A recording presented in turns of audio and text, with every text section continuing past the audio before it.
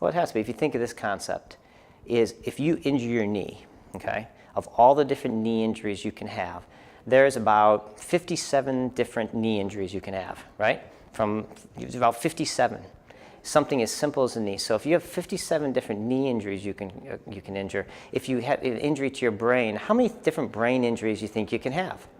It's astronomical. So you can't cookbook it. You can't manage any one like the other one. You can't return anyone like the other one. Each one has to be completely individualized, and you have to understand how the brain works to be able to manage it correctly.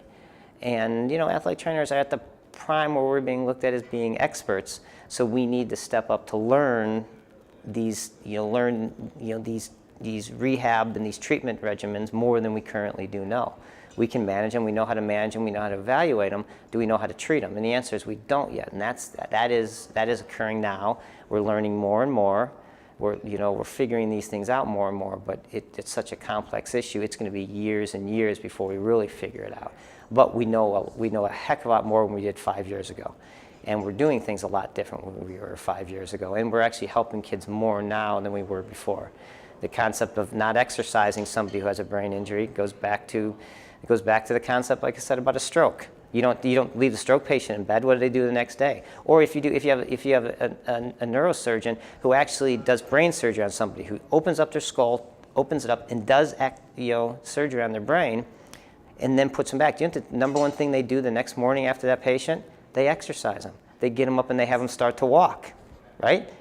So one of the criteria to do brain surgery for some surgeons is they have to be able to actively exercise, because if you don't, it has detrimental effects. So why would we think a sport concussion needs to go in a room where it's dark room and go relax and sleep and lay in bed? It makes no logical sense, but yet we continue to do that, and that is significantly detrimental to these kids, especially kids who are used to exercising, who have anxiety, who you're isolating.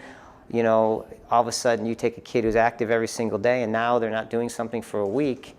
Are they stressed and have a headache and can't sleep and all this other stuff because of concussion, or because you're taking exercise away from them, which is, we all know, is probably the number one way to help improve your sleep, help decrease your stress, help promote any kind of healing.